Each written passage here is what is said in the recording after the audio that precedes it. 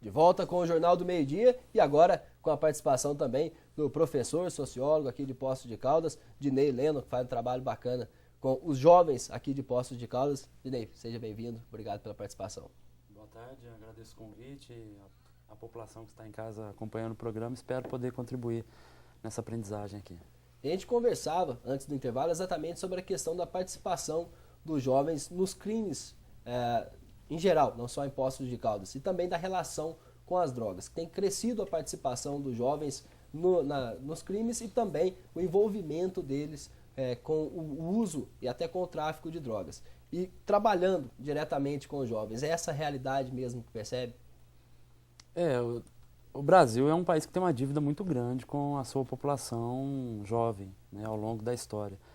Um projeto amplo de nação, de pátria, que valorize sua juventude enquanto integrantes dessa pátria tão necessária para o nosso país, ele não existe, né? Nós temos aqui questões pontuais, projetos específicos, mas que não fazem parte de uma articulação nacional.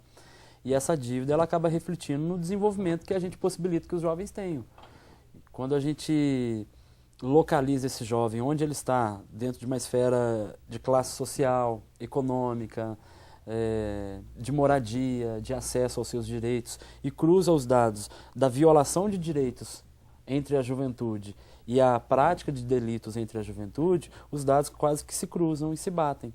Está muito associado à exclusão social e à falta de direitos da juventude à violência praticada muitas vezes por jovens. É o que a gente conversava antes do intervalo, em relação a essa necessidade de uma atuação conjunta, não só combater, mas essa questão de um trabalho de base com esse jovem.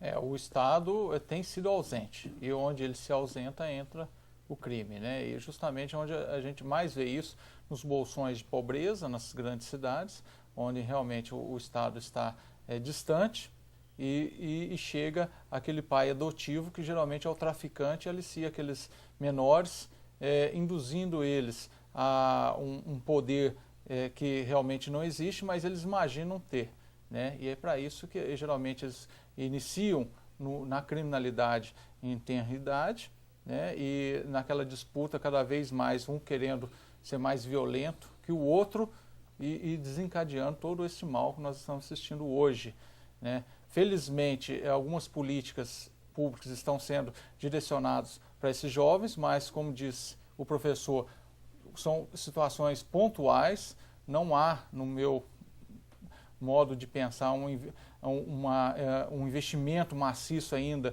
que possa iniciar lá em cima, na esfera federal, para toda a sociedade brasileira, porque nós ainda encontramos um atraso histórico em matéria de educação, que seria o primeiro passo, e nós sabemos que uma pessoa educada, uma pessoa que tem uma boa formação, ela é menos suscetível a entrar no mundo das drogas, é menos suscetível a ficar doente, né? E aí é o ponto base do desenvolvimento da nossa nação. Enquanto nós deixarmos isso e a própria sociedade não se preocupar muito, cada um olhar para o seu umbigo, nós continuaremos nessa situação lastimável que estamos enfrentando hoje. De nenhum dos pontos que o delegado abordou foi a questão da educação. O que é feito hoje em sala de aula, nas escolas aqui de Poços de Caldas, em relação à conscientização e combate a esse envolvimento do jovem cada vez até mais cedo no mundo das drogas? Como eu disse, eu não percebo um projeto articulado, né, que vise abordar essa questão. Mas os professores, como profissionais, como cientistas que pesquisam e devem estar conectados com essas questões, eles acabam formulando dentro da sua prática docente momentos que levam a essa reflexão e que possibilitem uma aprendizagem e uma mudança dessa realidade. Eu procuro sempre trabalhar com os meninos uma abordagem sobre a realidade do mundo que eles vivem, da responsabilidade que eles têm para com esse mundo, dentro da esfera da própria cidadania, do exercício do direito, e colocar em questão alguns valores que são muito apregoados, principalmente pela grande mídia, pelos grandes meios de comunicação, que são valores que, na prática, não são valores que condizem com a realidade dos meninos. Eu estou falando o quê? Nós trabalhamos hoje numa sociedade que prega valores utilitaristas, valores imediatistas, valores consumistas. E é difícil você abordar um menino que vive de sonhos implantados por esse sistema, de ter o carro do ano, o produto importado, o tênis de marca, que a mídia acaba trabalhando isso como um valor de felicidade, né? É difícil a gente se chocar com isso puramente com o trabalho em sala de aula, mas a gente tenta. E procura mostrar que outros valores são importantes também para a formação do ser humano. Eu sempre brinco com os meninos, é muito mais valoroso você juntar uns amigos num domingo de manhã e umas frutas numa bolsa e subir uma serra que a gente tem lindo, maravilhosa, fazer um acampamento, brincar, tocar um violão. Isso é felicidade.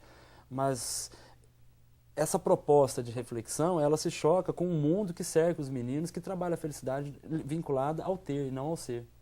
Então a gente procura sempre trabalhar nessa perspectiva de mudar esse paradigma e mostrar que o ser humano ele é muito mais do que um mero consumidor, né? E aí voltar aos valores que são fundamentais, o valor da família, da solidariedade, da convivência em comunidade, para que as pessoas se encontrem, né, como seres humanos e procurem se afastar disso. Mas também não é só o mundo dos valores, né? Nós que somos professores, a gente trabalha no mundo real. E nós vivemos ali, professor que trabalha 50 minutos uma aula, nós somos um recorte da vida do menino e da menina. E a boa parte da vida desses meninos é uma vida que se localiza num lugar. E que lugar é esse?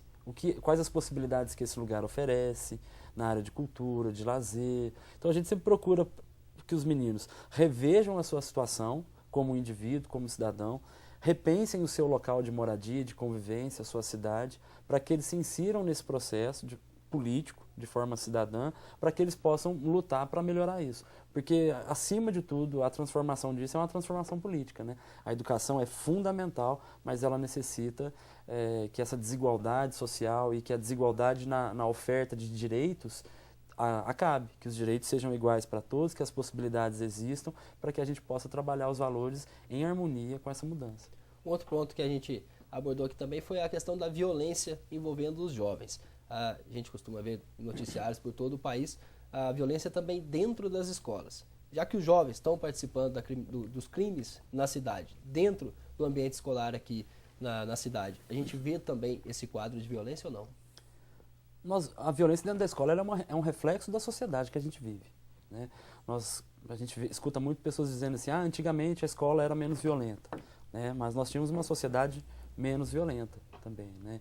Então esse reflexo dentro da escola é meio estranho falar, mas é normal que aconteça.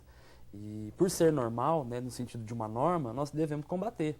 E a escola, como um lugar propício para a educação, é o local onde a gente vai fazer essa discussão, tentar fazer essa mudança para que a escola seja o local de prazer, de alegria e que o estudante goste de ficar lá. Agora, Dinei, a gente sempre debate aqui e a sociedade brasileira espera muito do Estado, né, que faça alguma coisa. Mas o brasileiro esquece que ele tem que fazer a sua parte. Eu já tive a oportunidade de fazer palestras em escolas públicas, em ter contato direto com crianças carentes, e eu posso notar como que muitas assim daquelas crianças são machucadas emocionalmente. O que aquela criança convive no seu lar é algo assim que dói só da gente imaginar, em grande parte delas. Muitos não têm um carinho adequado, muitos o pai bebe ou mexe com drogas, a mãe, às vezes, também por não ter um preparo psicológico, emocional adequado, não dá uma educação que seria adequada para essa criança. Cresce num ambiente violento. Exato, cresce num ambiente violento, achando que aquilo ali é normal. E a escola, naturalmente, o professor, quem está ali, por mais que tente fazer sua parte, ele não consegue substituir aquela carência no seio familiar.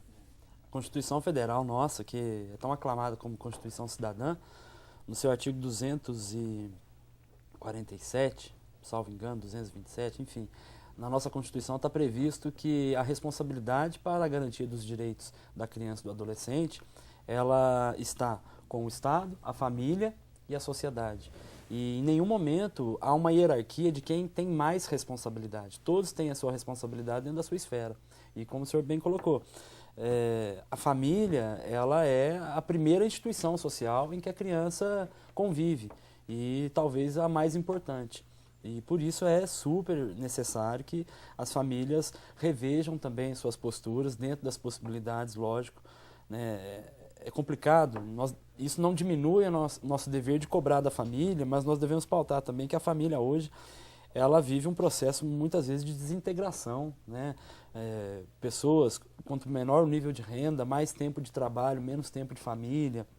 Mas mesmo com essas dificuldades, nós temos que reorganizar o nosso tempo enquanto pais de família, mães de família, né? Enquanto família como um todo, e dedicar o nosso tempo aos nossos filhos, pensando que nós somos responsáveis pela formação deles, né? Então, é necessário realmente que a família reveja a sua organização social e dê uma atenção primordial às crianças para que a gente crie bons filhos e bons cidadãos. Para não chegar num ponto em que a gente depara sempre ali na delegacia, quando um adolescente é apreendido e a gente precisa que o pai ou a mãe estejam presentes para acompanhar aquele ato, para ver se, inclusive, a gente faça a liberação do adolescente, e muitos dos pais se recusam a ir à delegacia, como assim, falando explicitamente, olha, eu nem quero meu filho mais, fica aí com eles, porque eu já não estou dando conta. Agora, né? Não estou dando conta dele. Então, isso é muito triste, ver uma situação como esta, até que ponto chega uma criança, um adolescente, em que, quando nasceu, era o sonho, às vezes, daqueles pais, né? E depois esse sonho é destruído lá na frente, porque os pais acabam ficando até com medo de uma reprimenda, medo de educar aquela pessoa que já perdeu o controle totalmente. Isso é muito comum. Eu fui conselheiro tutelar em Poços de Caldas e então você sabe muito bem convivi do que a gente muito está falando, com isso, né? muito com isso. Esse abandono dos pais reflete muito aquilo que o delegado dizia para a gente, nessa falta de estrutura familiar, onde a criança, o jovem, se desenvolveu, né? Onde ele criou o modo dele ser. E é isso que a gente vê hoje refletindo nessa sociedade Poços Caldense, que a gente traz para a nossa realidade, mas a sociedade brasileira. E em relação a isso, o pessoal de casa, o Antônio aqui do centro participando com a gente, elogiando as colocações dos dois, dizendo que concordam plenamente que falta essa estrutura no país, principalmente na questão de combate e de educação dos jovens brasileiros. E aproveito também para fazer uma colocação dizendo para o delegado que, se for agora a pracinha da Santa Rita, é possível flagrar vários meninos usando drogas ali à luz do dia. É essa mesma questão da impunidade. Hoje se tem esse tipo de atitude em qualquer hora, em qualquer local, sem medo do que pode ocorrer. E é um problema social tão grande, e às vezes o que eu vou falar pode, às vezes, ir de conflito com o que o professor pensa, até porque ele é um sociólogo, mas o Brasil hoje vive uma descriminalização das condutas, e a tal ponto que eu não sei até que ponto seria interessante. Porque, por um lado, nós não temos um sistema carcerário eficiente que possa ressocializar quem ali entra. Nós temos também um déficit gigantesco de número de vagas no sistema carcerário, algo superior a 200 mil presos, né? Nós temos 300 mil vagas, temos mais de 508 mil presos. Então, e cada vez aumentando mais, porque isso há 5 anos era 250 mil presos.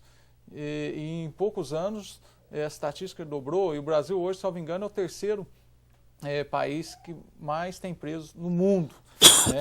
Então, essa questão das drogas, eu notei que depois de 2006, em que a legislação impediu a prisão dos usuários, e eu não quero entrar muito nessa polêmica, porque realmente nós sabemos que o presídio não é a melhor solução, e o usuário muitas vezes é encarado como um doente, mas é uma pessoa dependente daquilo que merece tratamento. Mas depois que ele foi impedido de ser preso, a sensação que eu tive é que aumentou em muito o crime de tráfico de drogas.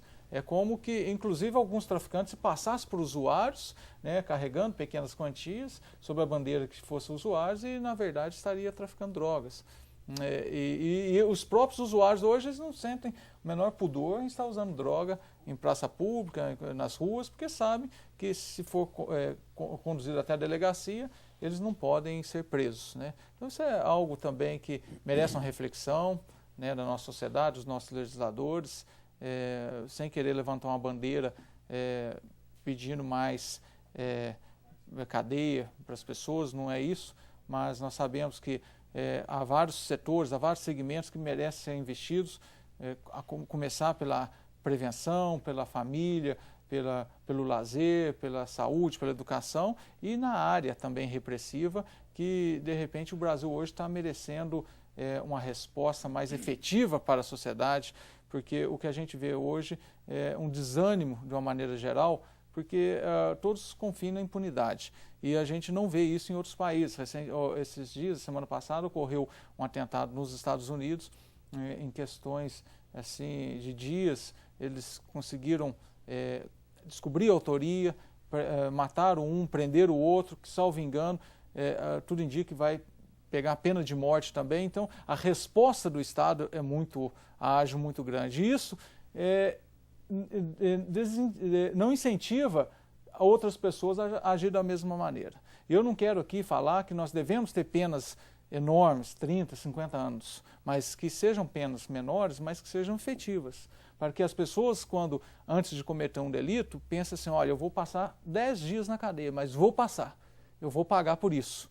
Eu acho que torna-se um efeito muito melhor do que supor que ela vai passar 10, 20 anos e correr o risco sabendo que ela jamais vai ser presa ou processada. Vou só fazer mais um rápido intervalo aqui no Jornal do Meio-Dia. Daqui a pouco a gente volta para continuar com essa boa discussão do tema aqui de hoje.